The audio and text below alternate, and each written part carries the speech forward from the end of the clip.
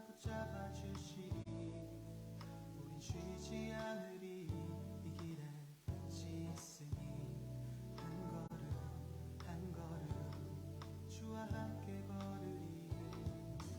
우리의 걸음이 끝나는 그날 매 순간 함께 하시니 우릴 안아주시리. 더 이상 눈물 없으리. 당신의 그 나라 안에서 이제 영원히 주품 안에서 우리 찬양하겠네. 우리 가는 이 길 세상이 미련하다 해도 우리는 주가 보여주신 그 한 소망 있으니 어둠의 조각조차 그곳에 들이지 못해 당신의 나라에 우리 영원히 거하네.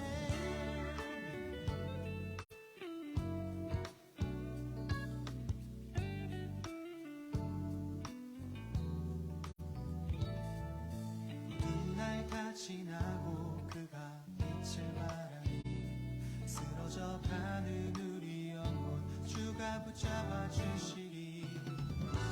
쉬지 않으리.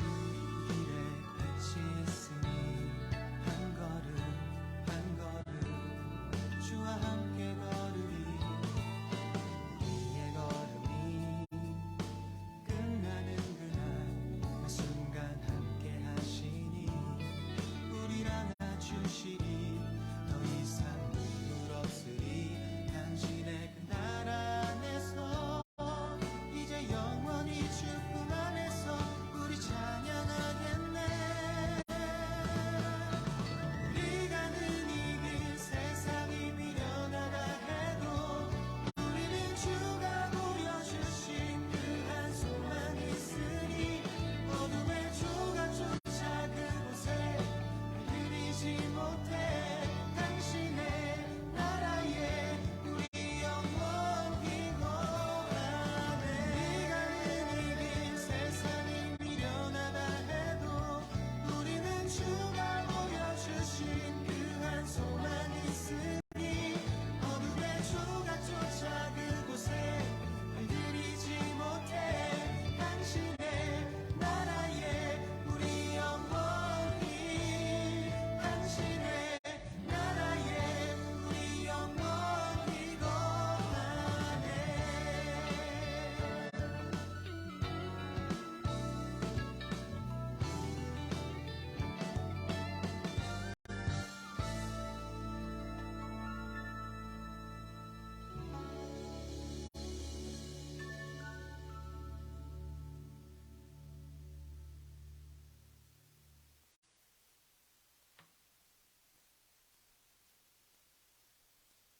할렐루야. 오늘 살아계신 주님께서 우리에게 어두운 날 다 지나고 새로운 생명 주신 줄로 믿습니다. 우리 자리에서 일어나셔서 사도신경 고백하심으로 예배 가운데 들어갑니다. 전능하사 천지를 만드신 하나님 아버지를 내가 믿사오며 그 외아들 우리 주 예수 그리스도를 믿사오니 이는 성령으로 잉태하사 동정녀 마리아에게 나시고 본디오 빌라도에게 고난을 받사 십자가에 못 박혀 죽으시고 장사한 지 사흘 만에 죽은 자 가운데서 다시 살아나시며 하늘에 오르사 전능하신 하나님 우편에 앉아 계시다가 저리로서 산 자와 죽은 자를 심판하러 오시리라. 성령을 믿사오며 거룩한 공회와 성도가 서로 교통하는 것과 죄를 사하여 주시는 것과 몸이 다시 사는 것과 영원히 사는 것을 믿사옵나이다. 아멘. 잠깐 기도하겠습니다. 주님, 오늘 이 아침에 우리가 주님을 예배하고 찬양하고 온전히 예배하는 가운데 주님을 만나고 주님을 경험하고 우리의 삶에 있는 모든 아픔과 어려움과 다른 누군가에게도 열어놓지 못했던 우리의 상처받은 마음들을 주께 열어드리기를 원합니다. 주님, 오늘 이 예배 가운데 좌정하여 주십시오. 오늘 우리의 예배가 사람들 눈을 의식하는 그러한 예배 되기는 것이 아니라 거룩의 모양만 있는 그런 예배가 아니라 우리의 진정한 마음을 아버지 앞에 쏟아내리는 그런 예배되게 하여 주시옵소서. 수고하고 무거운 짐진 자들아 다 내게로 오라 말씀하신 주님, 우리가 주께 나왔습니다. 성령이 오늘 예배 가운데 함께하여 주시옵소서. 감사합니다. 예수님의 이름으로 기도했습니다. 아멘. 만왕의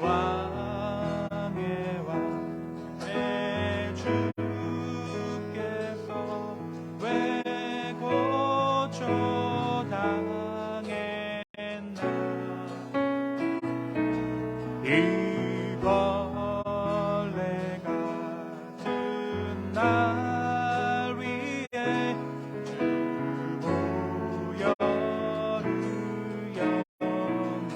다시 한번 고백할까요? 만왕의 왕, 만왕의 왕, 내 주께서 왜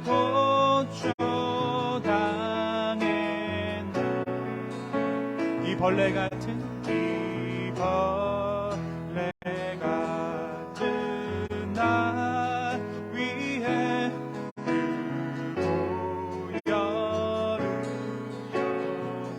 십자가 십자가 십자가 십자가 내가 처음 볼 때에 나의 맘에 그 고통 사라져 오늘 믿고 내 눈 밝았네 내 눈 밝아 참 내 기쁨 영원하도다 주 십자가 못 박힘은 주 십자가 못 박힘은 속죄함 아닌가 아멘 그 긍휼함과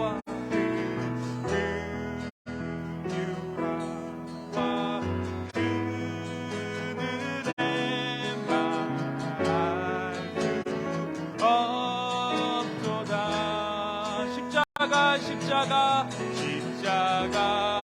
십자가 내가 처음 볼 때에 나의 맘에 큰 고통 사라져 오늘 믿고서 오늘 믿고 내 눈 밝았네 내 눈 밝았네 참 내 기쁨 영원하도다 느르러도 그 큰 은혜 느르러도 그 큰 은혜 다 갚을 수 없네 나 주님께 몸 바쳐서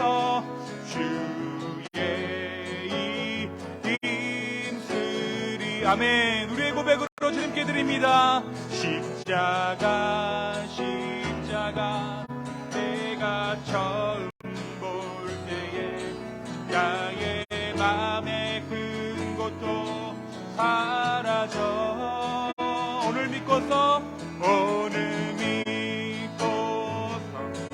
내 눈 밝았네 참 내 기쁨 영원하도 십자가 내가 처음 십자가 내가 처음 볼 때에 나의 맘에 큰 고통 사라져 오늘 믿고서 내 눈 밝았네 참 내 기쁨 영원하도다 십자가에 보여 완전하신 사랑 힘입어 나갑니다 십자가에 보여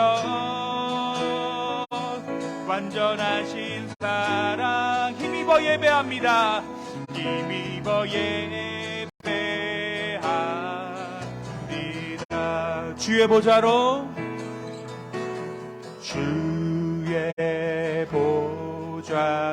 나갈 때에 어떻게 나가야 할까 나를 구원한 나를 구원한 주의 십자가 그것을 믿으며 가네. 주의 보좌로 나아갈 때에 주의 보좌로 나아갈 때에 나 여전히 부족하다. 나를 품으신 주의 그 사랑, 나를 품으신 주의 그 사랑 그것을 믿으며 가네. 자격 없는 내 힘이 아닌 자격 없는 내 힘이 아닌 아멘. 오직 예수님의 보혈로 오직 예수님의 보혈로 자격 없는 내 힘이 아닌 자격 없는 내 힘이 아닌 오직 예수님의 보혈로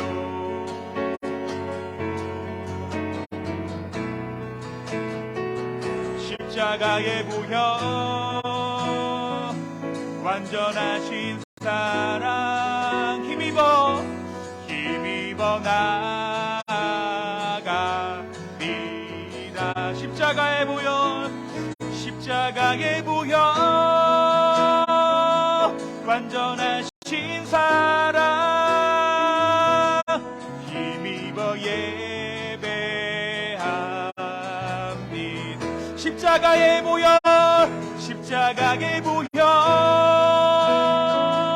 완전하신 사랑 힘입어 나아갑니다. 십자가의 보혈 십자가의 보혈 완전하신 사랑 힘입어 예배합니다. 힘입어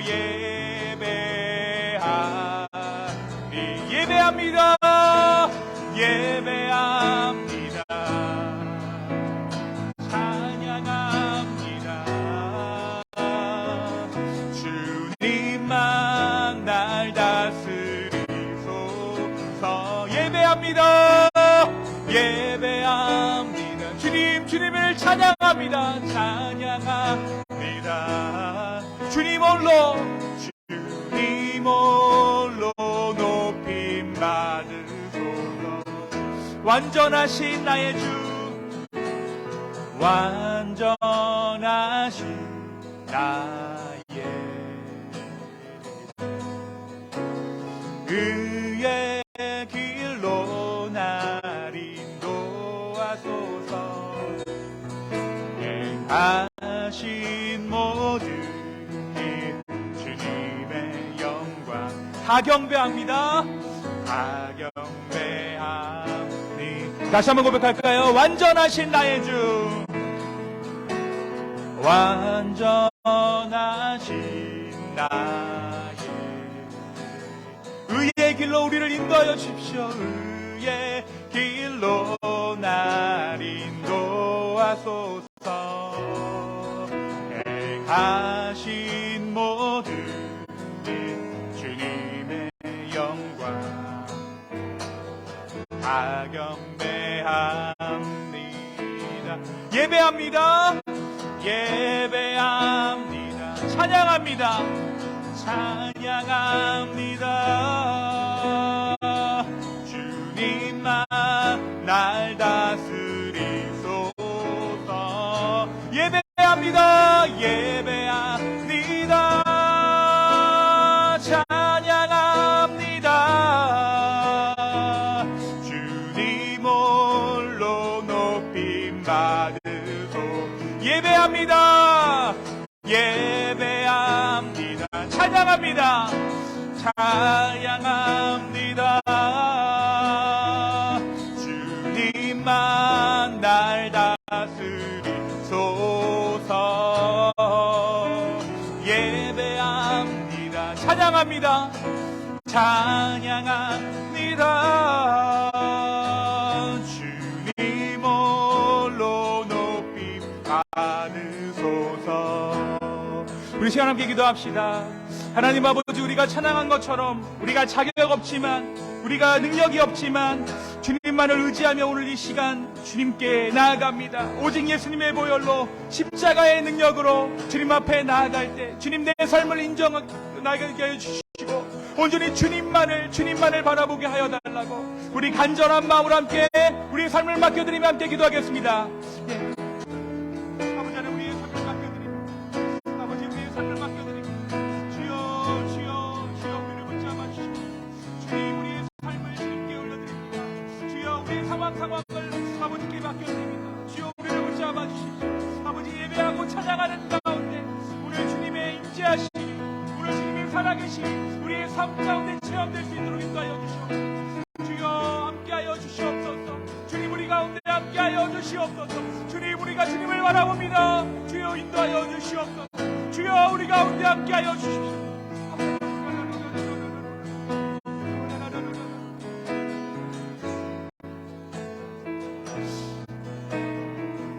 다시 한번 기도했으면 좋겠습니다. 다시 한번 기도할 때 여러분, 지난 한 주간의 삶을 한번 돌아보시기 바랍니다. 그리고 주님께서 어떻게 나의 삶을 신실하게 인도하셨는지 돌아볼 수 있었으면 좋겠습니다. 주님, 다시 한번 우리의 삶의 운전대를 주님께 맡겨드립니다라는 그 고백을 가지고,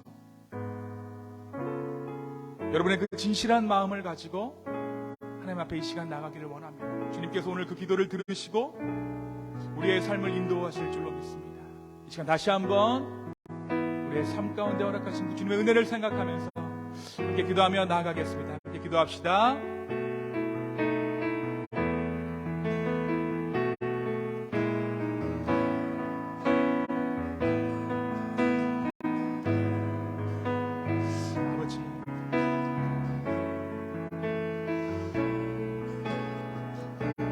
아버지,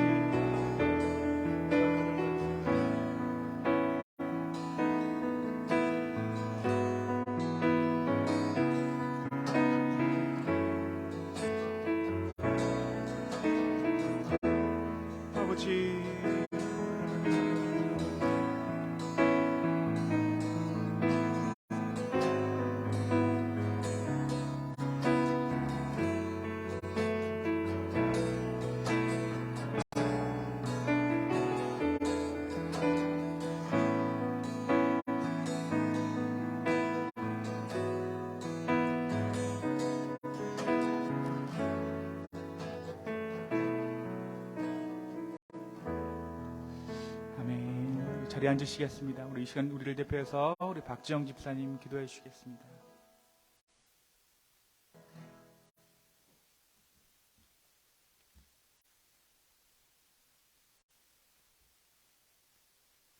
하나님 아버지, 이 시간 먼저 하나님 앞에 예배드릴 수 있는 은혜를 주시니 감사합니다.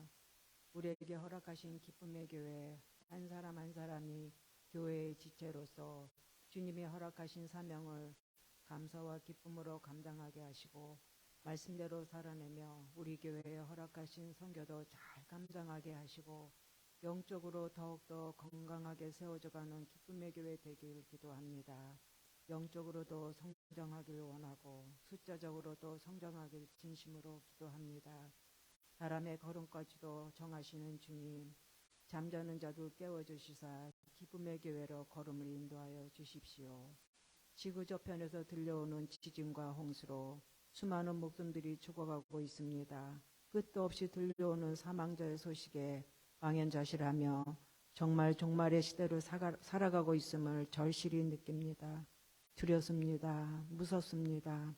학교의 공교육도 무너지고 사람들의 마음도 메말라가고, 그러나 우리의 자녀들이 예배 공동체 안에서 건강한 믿음을 배우고 예배하면서 하나님의 자녀로 살아가는 길로 걸어갈 수 있도록 인도하여 주시기를 기도합니다. 세상에 주님을 인정하든 안 하든 진리 되신 하나님을 믿는 것이 우리가 살 길임을 믿습니다. 떠나온 조국 대한민국을 붙잡아 주시고 더 이상 분열되지 않도록 주님 도와주십시오. 나라가 강건하게 세워져 있어야 우리 이민자들이 힘을 받고 살아갑니다. 하나님, 가정 안에 수술을 앞두고 계신 부모님이 있습니다. 주님이 치료자 되어주시고 모든 과정을 주님이 개입하여 주시고 책임져 주시기를 기도합니다. 장준신 목사님과 가정을 붙잡아 주시고 새로 시작한 학업에도 지혜를 주시사 세상의 스펙이 아닌 주님과 동행하는 귀한 시간 되기를 기도합니다. 늘 부족하고 연약하기에 주님의 은혜 구합니다. 교만하지 않게 겸손한 마음으로 말씀에 순종하며 살아가는 우리 모두 되길 원하며 거룩하신 이름 예수님의 이름으로 기도합니다.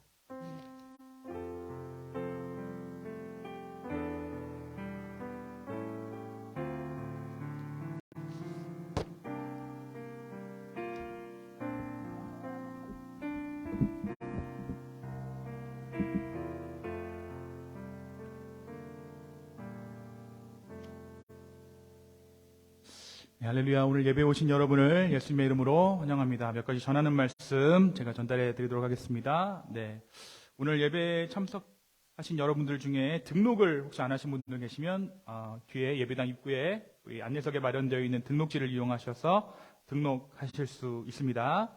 네, 돈 내는 거 아닙니다. 편한 마음으로 해주시면 되고요. 네, 오늘 예배 후에는 성경 공부로 함께 하겠습니다. 9월 마지막 주간 다음 주인데요. 벌써 다음 주가 9월 마지막 주간이네요. 마지막 주간에는 우리 판럭으로 예배 후 친교 함께 나누도록 하겠습니다. 9월 29일 오후 5시에는 키즈 무비나잇으로 함께 합니다. VBS 때 우리 교회에 참석했던 아이들 전부를 좀 불러다가 같이 영화도 보고 함께 액티비티 하는 시간을 조금 가지려고 합니다. 이웃 주에 함께 기도해 주셨으면 좋겠고요. 원래 제가 매월 마지막 주간 금요일에는 찬양과 기도의 밤인데 이번 달은 10월 첫째 주에 모이도록 하겠습니다. 10월 첫째 주 금요일에 함께 모여서 찬양과 기도하는 시간을 갖도록 하겠습니다. 이 시간에는 우리 캄보디아에서 사역하시는 조우중 선교사님께서 영상을 하나 보내주셨는데요. 짧게 영상 잠깐 보고요. 오늘 말씀 듣도록 하겠습니다.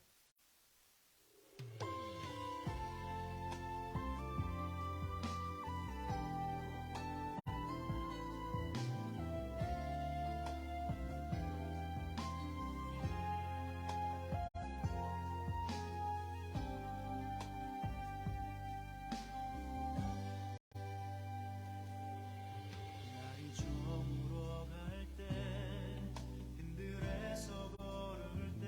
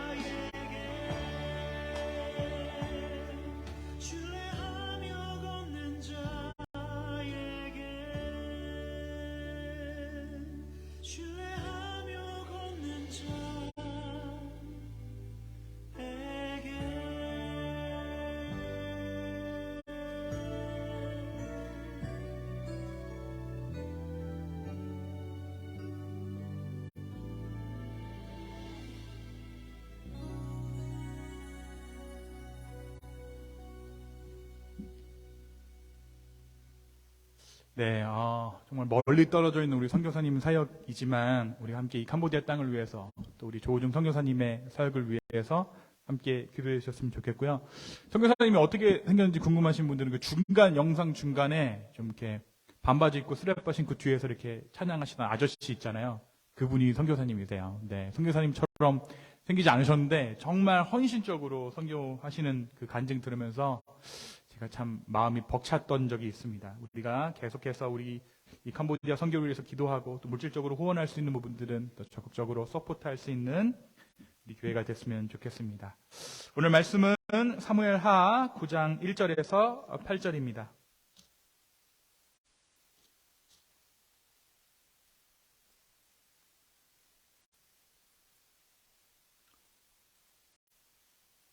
우리 한 절씩 교독하시고요. 마지막 절 8절은 우리 함께 읽겠습니다. 제가 먼저 읽습니다.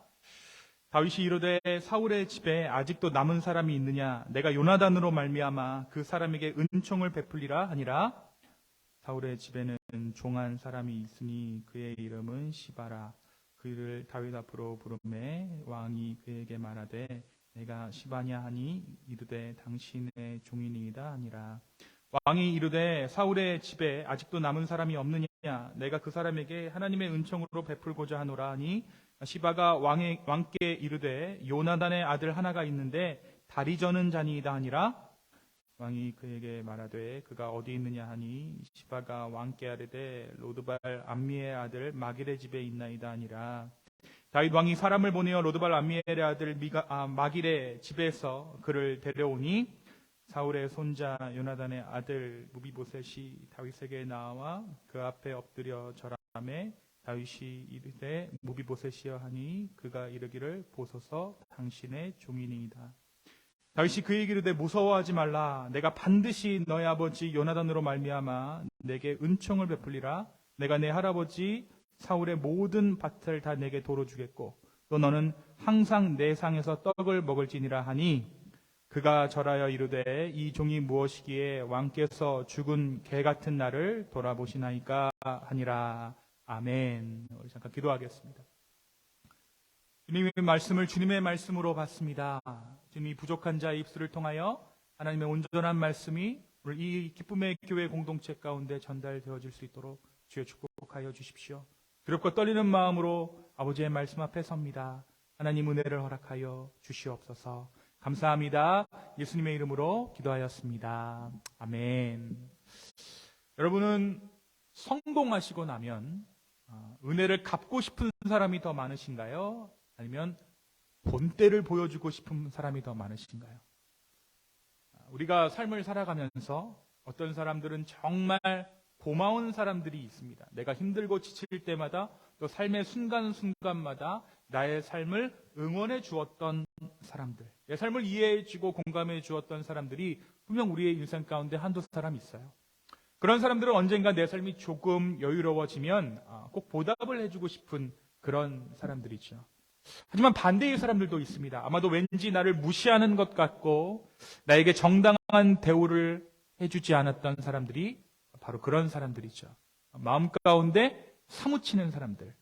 물론 그 사람들은 어떤 의도가 있어서 나에게 그렇게 행한 것은 아니겠지만 내 마음 가운데 내 상황이 너무나도 힘들어서 그 사람의 행동이나 그 사람들의 말들이 내 마음 가운데 이렇게 콕 박혀있는 경우가 많이 있어요. 그래서 언젠가 그 사람에게, 나를 지금 이렇게 무시하는 그 사람에게 꼭 내가 본때를 보여주겠다 하고 싶은 사람이 한두 사람은 있을 것입니다. 뭐 남편인 경우, 아내인 경우도 있겠죠. 어쩔 수 없습니다, 그건.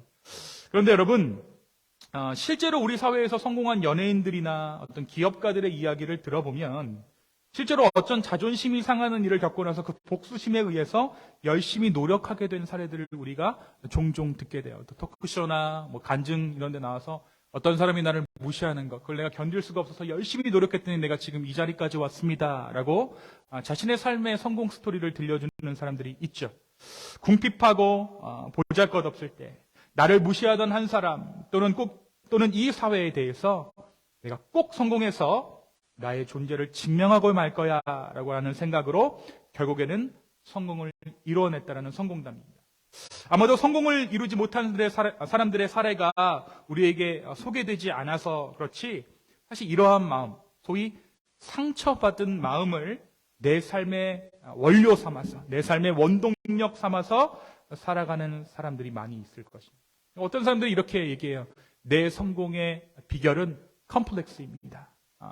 내 삶의 성공의 비결은 자격지심입니다. 이렇게 얘기하는 사람들도 더러는 있습니다. 내가 어떠한 것을 이루는 것보다 나에게 상처를 주는 사람에게 내 능력을 증명해 보이기 위해 또는 이 사회 가운데 내 존재를 드러내는 것에 집중하고 삶을 운영해 나가는 것이죠. 때로는 그러한 동력이 우리의 삶에 성공을 가져다 주기도 합니다. 여기서의 성공이란 물질적인 보상이 될 수도 있고 사회적인 지위의 상승이 될 수도 있을 거예요. 하지만 이렇게 소위 성공이라는 것을 거두고 난 후가 중요하죠. 내가 정말 나를 무시하는 사람들에게 본때를 보여주고자 성공을 했는데 그 후 많은 사람들이 길을 잃어버리는 경우가 있다라는 거예요. 그래서 그들 중 누군가는 성공 이후로 쾌락을 탐닉한 나머지 타락의 길로 접어드는 경우가 많이 있습니다. 우리가 보기에는 왜 저 사람이 저런 짓을 했을까? 저 정도 사회적인 위치에 있는 사람이 왜 저런 범죄에 연루됐을까? 없이 살아봤는데 그렇게 고생해서 저 자리까지 올라가가지고 왜 저런 일을 행했을까? 라는 생각을 덜어 하게 되죠. 저는 그런 사람들을 보면서 이렇게 생각했어요. 성공까지는 자격지심으로 상처받은 마음으로 재료 삼아 갈 수 있었는데 저 사람이 그 후를 생각하지 못했구나. 내가 성공해서 본때를 보여주려는 사람에게 내 존재를 보여주고 나서 갑자기 삶의 방향을 잃은 것이죠. 바로 이것이 이러한 삶의 동력의 맹점입니다. 어떤 객관적인 목적을 이루는 사람은 내 삶의 어떤 다른 사람이 아니라 내가 이것을 해낼 거야 라고 그 목적을 이루는 사람은 그 목적을 성취한 이후에 또 다른 목적을 설정해서 앞으로 나아갈 수가 있는데 사람을 목적으로 한 인생은 그 대상자가 사라져버린 후에 내 목적도 사라져버린다는 거예요. 그래서 어쩌면 그 성공보다 그 성공 이후의 삶이 더 중요하다라는 거죠. 여러분 왜 성공하고 싶으세요? 여러분의 삶의 이유가 무엇입니까? 우리가 사무엘 상하서를 통해서 본 다윗이라는 인물은 한 개인으로 삶으로 보았을 때 참 다양한 삶의 일들을 겪었던 인물입니다. 정말 많은 일들을 겪었죠.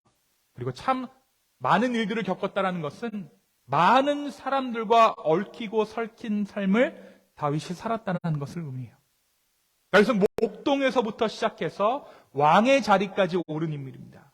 게다가 왕이 되기까지 그는 당시 비천한 사람들이 살았던 아둘람 굴에 거하기도 했고 거지왕 김춘산처럼 염천교 밑에서 거지들이랑 같이 생활을 한 거예요. 다윗이 그러한 자리에 있었다는 것이죠. 또 비굴하게 미친 척을 해야만 하기도 했습니다. 그렇죠? 물론 중간중간에 거짓말로 둘러대면서 자기 목숨을 지켜야만 하는 상황에도 다윗이 있었어요. 이것은 다윗이 왕실에서 만들어진 왕이 아니었다라는 것이죠. 차근차근 후계자 수업을 받아서 왕실에서 만들어진 왕이 아니라 가장 밑바닥에서부터 세상에서 시장바닥에서 차근차근 왕의 수업을 받아 왕 위에 오른 자가 다윗이었습니다. 여러분 다윗이 이런 삶을 살면서 소위 길바닥 인생을 살면서 모든 사람에게 호의를 받았던 것은 아니죠. 물론 다윗은 하나님의 보호하심으로 말미암아 많은 사람들에게 은혜를 경험한 인물이었지만 다윗이 만났던 사람들 중에 다윗을 음해하려던 사람들도 있었습니다. 그들 중 가장 대표적인 인물이 누구입니까? 사울이죠. 사울이 다윗을 죽이려고 했어요. 죽이려고 했을 뿐만 아니라 다윗을 소위 완전 무시했습니다. 개무시했어요. 정말 집요하게 사울은 다윗의 뒤를 좇으며 다윗을 죽이려고 했고 다윗을 의도적으로 무시했습니다. 네가 감히 왕이 된다고? 어디 될 테면 돼봐라.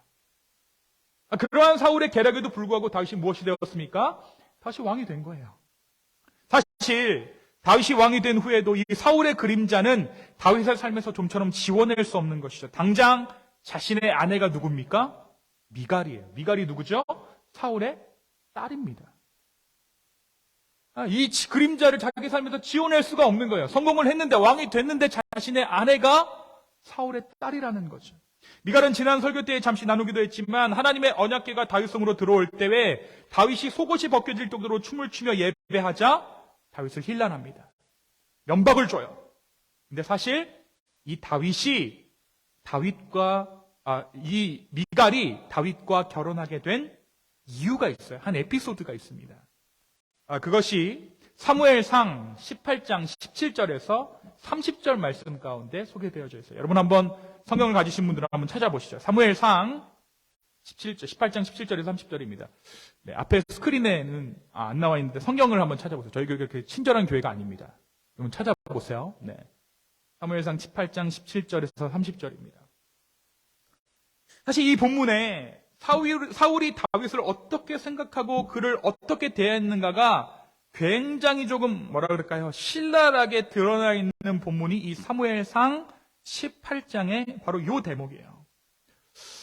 근데 이 본문이 또한 오늘 무비보셋의 이야기와 연결되어져 있는 부분이 있습니다. 당시 많은 전쟁에서 다윗이 활약했고 이스라엘 전체에서 다윗에 대한 인기가 높아지고 있을 때였어요.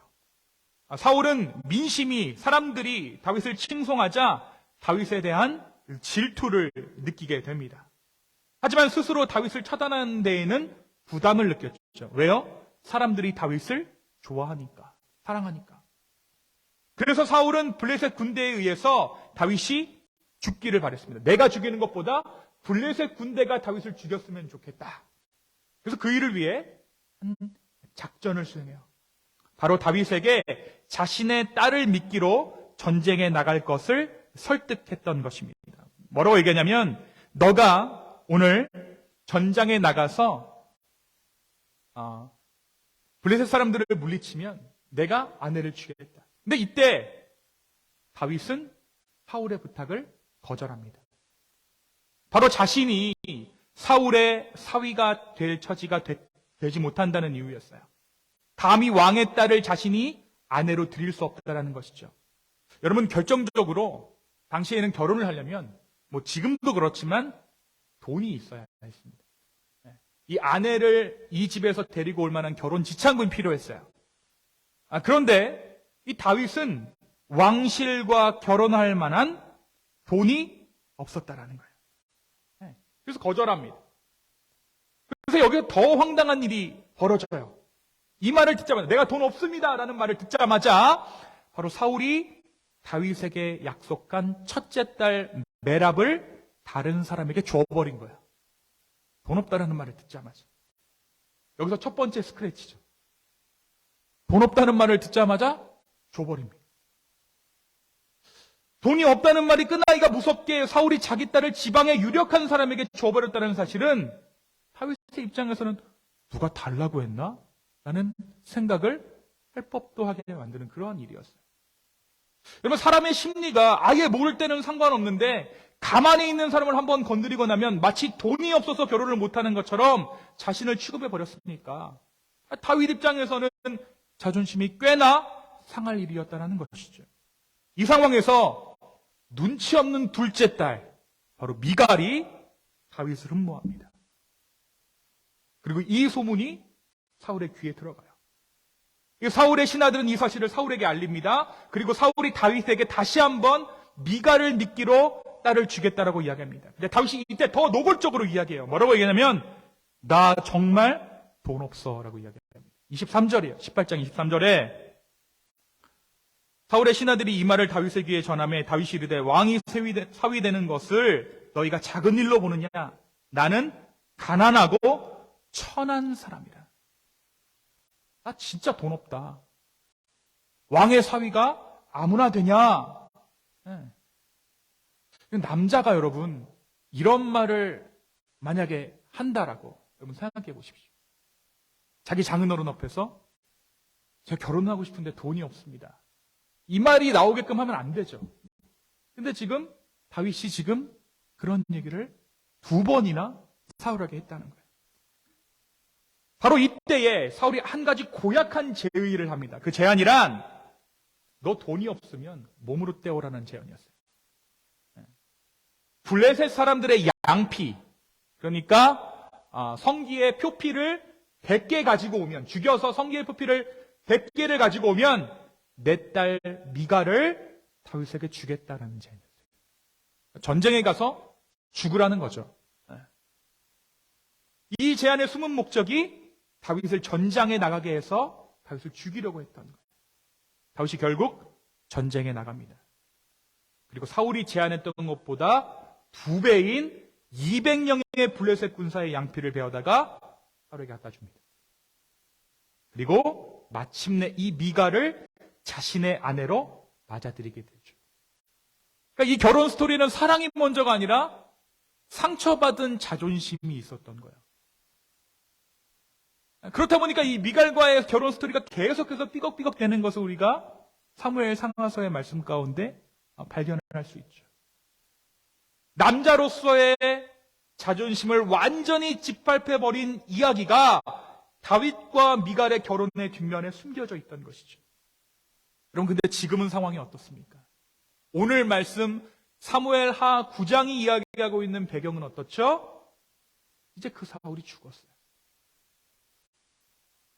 다윗을 의도적으로 무시하던 사울, 집요하게 다윗의 목숨을 노리던 사울이 죽었습니다. 그리고 다윗을 괴롭히던 사울의 잔당들도 모두 사라졌습니다. 다윗이 자타공인 이스라엘에서 가장 높은 자리에 앉게 된 거예요. 속된 말로 성공한 거예요. 다윗이 성공했어요. 이제 그가 원하는 것은 얼마든지 손에 넣을 수 있고 자신의 말 한마디에 모든 사람들이 집중하는 그러한 자리가 다윗의 자리입니다. 그런데 오늘 본문이 소개하고 있는 인물 한 사람이 있죠. 그가 누굽니까? 이름이 뭐예요? 무비보셋입니다. 바로 이 무비보셋은 누구의 손자죠? 사울의 손자입니다. 여러분, 이 무비보셋은 어떠한 인생을 살았을까요? 이 무비보셋이 5살 때에 자기 아버지였던 요나단, 그리고 할아버지였던 사울 왕이 길보아산 전투에서 전사합니다. 그리고 이 비보를 들은 무비보셋의 유모가 이 어린 무비보셋도, 이 왕자도 같은 운명을 당하지 않도록 하기 위해서 서둘러서 그를 안고 도망치다가 이 무비보셋을 그만 떨어뜨려요. 그래서 양발을 절게 됩니다. 그 후에 이 무비보셋이 왕손이라는 사실이 오히려 두려움의 조건이 되니까 요단강 동쪽 로드발 암미의 아들 마길의 집에서 은둔 생활을 하면서 보냈습니다. 오늘 다윗이 찾은 바로 그 장소가 무비보셋의 은신처였어요. 사울의 가문이 몰락하자 그는 숨어 지낼 수밖에 없었다는 것이죠. 권력가이던 또 야심가였던 아브넬이 목숨을 위협하는 가운데 숨어 지내야만 했던 것입니다. 그렇게 시간이 지나서 이제 다윗이 왕이 됐습니다. 다윗이 왕이 되고 그가 국왕으로 안정되자 다윗은 사울의 후손이 살아있는가 찾게 됐어요. 여러분, 이게 굉장히 중요한 게 뭐냐면요. 이 전장까지 뭐 했어요? 다윗이 예배했던 장면들이 쭉 나오죠. 그러니까 하나님께 어떻게 반응했는가 쭉 나오죠. 그러고 나서 다윗이 뭘 하고 있습니까? 지금 사람을 찾아요. 사람을. 하나님께 예배하는 것과 사람께 대하는 것이 결코 분리되지 않았던 삶을 다윗이 살았던 거예요. 이 다윗은 사울의 집에서 총망받던 문지기, 이름이 좀 난감한 문지기였던 시바를 불러다가 사람을 좀 찾아봐라 라고 시켜요. 근데 이 시바가 찾아옵니다. 무비보셋이 살아있다. 그래서 이 무비보셋을 다윗이 자기 왕궁으로 불러들입니다. 여러분이 만약에 무비보셋이라면 다윗이 왕궁에서 자기를 찾는다라는 소식을 듣고 어떠한 생각을 했을까요? 드디어 올 게 왔구나. 아니면 자포자기했을 수도 있을 것 같아요. 당시 장애인의 사회적인 지위들을 생각했을 때 성치 않는 몸으로 숨어 지내느니 차라리 잘 됐다. 이러한 생각을 했을 수도 있어요. 근데 어떠한 일이 일어나죠? 다윗이 그를 왕궁으로 부르더니 그에게 상을 베풀었어요. 벌을 주기 위해, 처단하기 위해 그를 불렀던 것이 아니라 그를 다시 왕궁에서 살게 하기 위해 무비보셋을 왕궁으로 초대했던 것입니다. 오늘 다윗이 무엇이라고 이야기합니까? 내가 너의 할아버지 집에 너를 다시 살게 하겠다. 그리고 내가 밥을 먹는 내 식탁에서 너가 함께 먹도록 하겠다. 사울의 모든 재산을 찾아서 무비보셋에게 돌려주었습니다. 그리고 자신의 식탁에서 함께 식사하도록 우대했습니다. 이것은 이 무비보셋을 자기의 아들과도 같이 여겼다라는 거예요. 왕의 식탁에서 식사를 함께 한다는 것은 그를 다시 왕족에 준하는 대우를 해주겠다는 것을 의미합니다. 다윗의 재산을 물려줄 때 무비보셋의 재산도 포함해서 상속자 중에 한 명으로 무비보셋을 삼겠다는 그런 의미예요. 밥 한 끼의 의미가 아닙니다, 여러분. 성공한 다윗은 자신을 그렇게도 무시했던, 그래서 자신의 자존심을 끝까지 무너뜨리려 했던 그 사울의 손자에게 세상에 없는 자비를 베풀어 줬어요. 다윗이 왜 이렇게 했습니까? 말씀은 다윗이 요나단과의 약속을 지키기 위해 이렇게 했다라고 기록하고 있어요. 무비보셋이 사울의 손자였지만 다윗 자신을 위기 때마다 구해주었던 요나단을 생각해서 다윗이 이러한 은총을 무비보셋에게 베풀었다라는 것입니다. 여러분, 오늘 이 사무엘하 9장이 소개하고 있는 이 에피소드가 우리가 뭘 얘기하고 있을까요? 이 전장까지 한 국가의 수장, 한 나라의 왕으로서 정치적인 지위, 그리고 그가 어떻게 하나님을 예배했는가 하는 것들을 보여주었던 이 사무엘하의 저자는 오늘 9장에서 다윗의 인간적인 면모를 기록하고 있습니다. 그가 왕이 됐지만, 그가 사람들 중에 가장 높은 위치에 올랐지만 여전히 인간 다윗으로 남아있다는 것이죠. 이것이 굉장히 중요한 이유가 있어요. 당시에는요, 고대 근동의 왕들은 왕이 되면 신이 되는 겁니다. 스핑크스, 파라오, 이집트, 애굽의 왕들 전부 신격화했죠. 이집트 왕 파라오, 성경식 표현으로는 애굽의 왕 바로는 태양의 아들이었어요. 태양의 아들. 그래서 그의 인간적인 면모는 감추어지고 신적인 권위만이 강조되는 것이 애굽의 왕이었습니다. 하지만 오늘 말씀에서 다윗은 왕이었지만 여전히 한 인간으로서 하나님 앞에 신실하게 자신의 몫을 해나가는 한 인간으로 비춰지고 있다는 사실. 이것이 굉장히 중요한 포인트입니다. 여러분, 우리가 신앙생활을 잘한다는 것은 어떤 초월적인 존재가 되기 위해 애쓰는다기보다 우리의 인간다움이 회복되는 것입니다. 제대로 된 인간이 되는 것, 그것이 바로 우리 신앙의 목적이고 우리 삶의 성공의 목적이라는 것이죠. 여러분, 기독교가 부흥하는데 이 사회의 인간미는 예전만 못합니다. 인간성들이 말살됐어요. 크고 좋은 건물들이 교회 건물들인데 사회는 점점 각박해져 갑니다. 다시 말해, 우리의 신앙이 초월적인 그 무언가가 되기 위한 신앙이 된 나머지 인간 되기를 점점 포기한 것은 아닌지 우리가 생각해 봐야 한다는 거죠. 사랑하는 성도 여러분, 진정한 신앙은 우리를 온전한 인간이 되게 합니다. 신적인 카리스마가 아니라 따뜻한 온정을 가진 인간으로 우리를 되돌려 놓는 것이 바로 우리가 가진 신앙의 힘이라는 거예요. 우리는 인간의 어떤 초월적인 것을 얻기 위해 여기 이 자리에 앉아 있는 것이 아니라는 것입니다. 우리는 살아가면서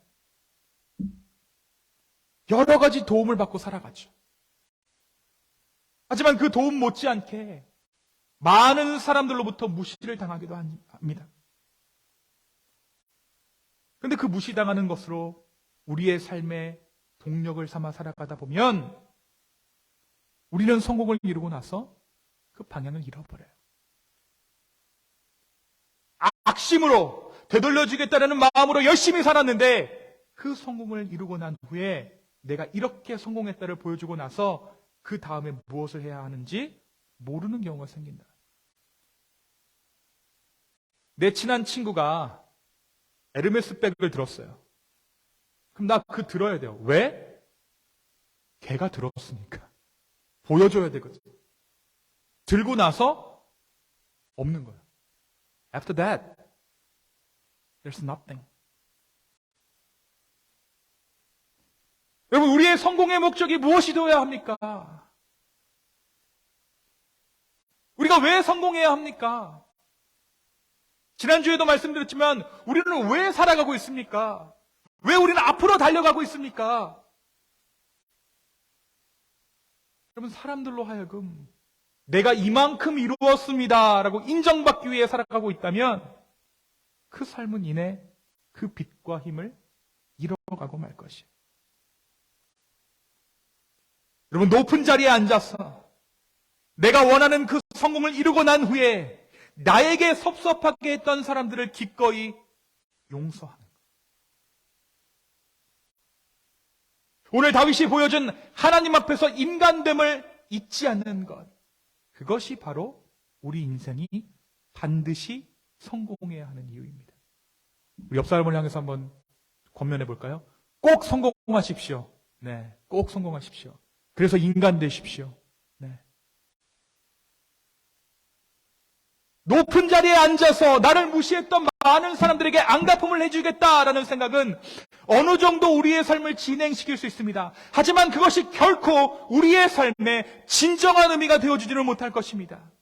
우리가 우리의 삶에서 꼭 반드시 성공해야 하는 이유는 윗자리에 앉아 군림하거나 나를 섭섭하게 했던 많은 사람들에게 본때를 보여주기 위해서가 아니라 바로 그 자리에서 하나님의 인자하심을 묻 사람들에게 베풀기 위해서임을 우리는 고백하지 않을 수 없습니다. 여러분, 능력을 키우고 종교적인 힘까지 빌려서 초월적인 무언가가 되기를 바라는 것이 아니라 인간다운 인간이 되는 것. 그것이 바로 우리가 성공해야 하는 이유고 우리가 신앙을 가진 이유입니다. 그리고 그것이 바로 예수님께서 인간의 몸을 입고 이 땅에 오신 이유일 것입니다.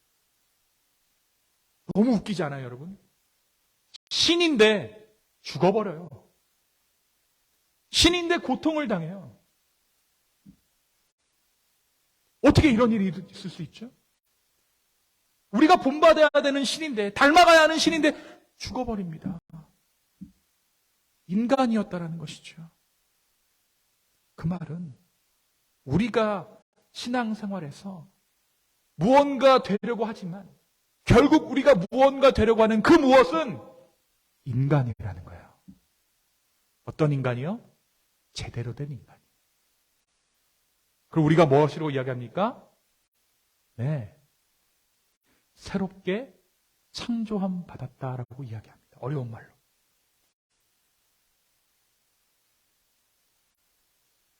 그는 낮은 곳으로 오셨습니다. 그는 신의 어떤 모양을 취하지 않으시고 인간의 몸으로 오셔서 가장 인간답게 사는 것이 어떠한 삶인지 보여주셨어요. 예수님은 당시 그 누구도 상대하지 않는 창녀들과 거지들과 함께 식사를 나누셨고 가난한 자들을 돌보셨습니다. 오늘 다윗이 나의 자존심에 상처를 입힌 사울의 손자에게 오히려 은혜를 베푼 것처럼 오늘 우리도 나의 자존심에 상처를 입힌 누군가에게 오히려 선대할 수 있는 그러한 자 되기를 예수님의 이름으로 축원합니다.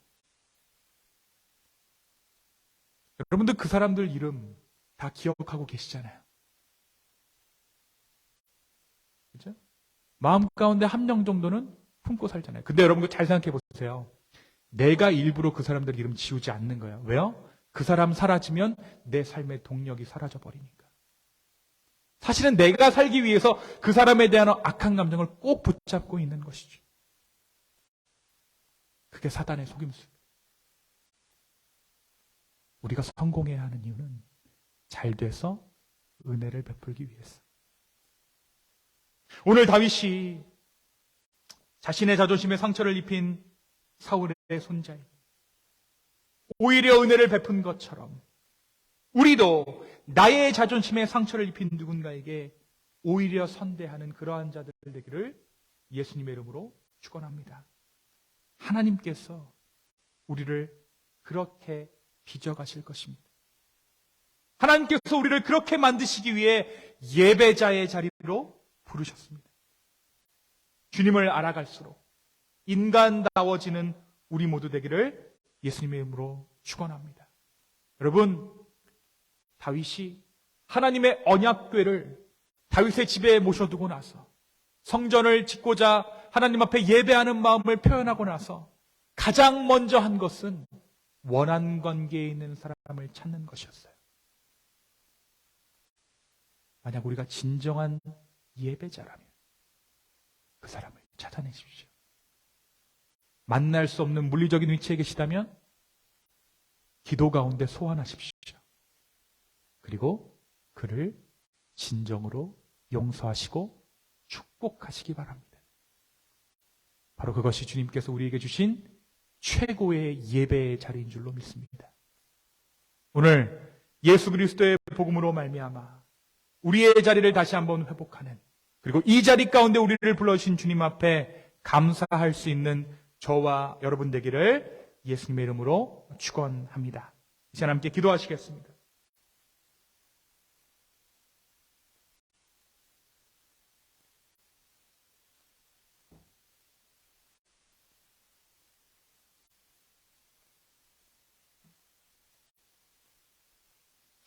여러분 기도하실 때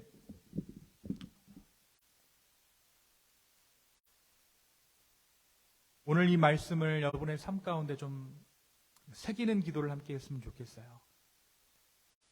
주님, 오늘 이 말씀을 나의 말씀으로 받기 원합니다 라는 그러한 마음으로 함께 기도합니다.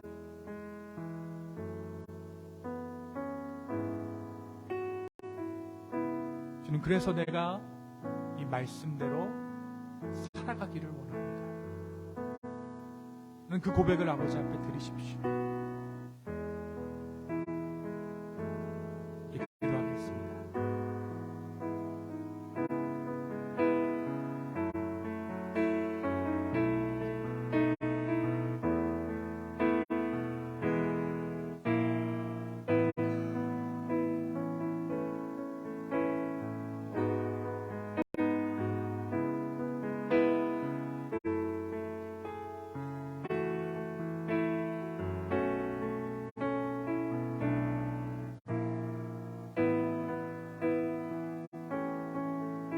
아버지, 우리의 마음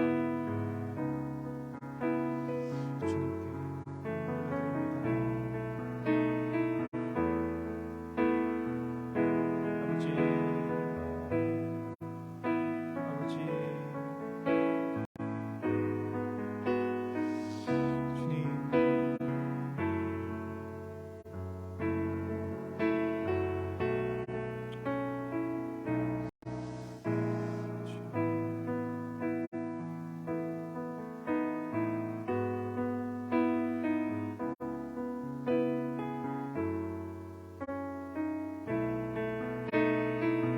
함께 찬양할까요? 주의 보좌로, 주의 보좌로 나갈 때에 어떻게 나가야 할까? 나를 구원한 주의 십자가, 그것을 믿으며 가네. 주의 보좌로, 주의 주의 보좌로 나갈 때 나 여전히 부족하네. 나를 품으신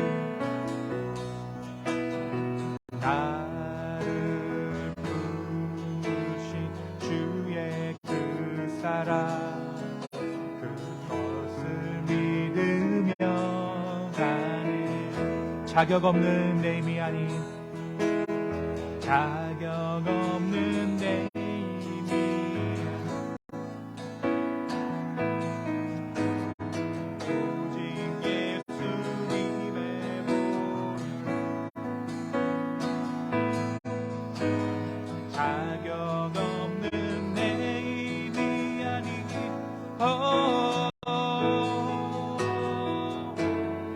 예수님의 보혈로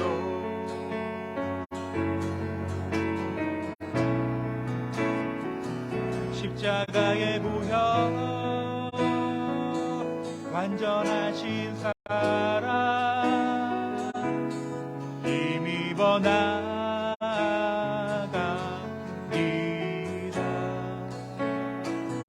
십자가의 보혈 완전하신 사랑 힘입어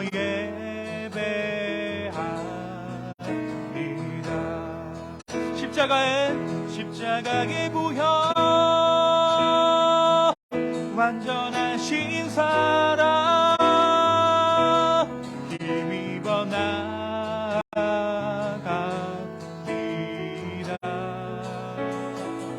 십자가의 보혈 완전하신 사랑 힘입어 십자가 내가 처음 볼 때에 십자가 내가 처음 볼 때에 나의 맘의 큰 고통 사라져. 오늘 믿고서 내 눈 밝았네. 참 내 기쁨 영원하도다. 십자가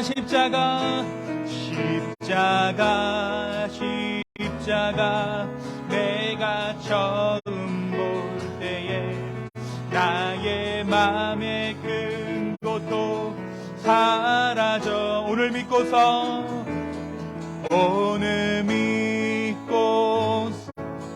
내 눈 밝았네. 참 내 기쁨 영원하도다.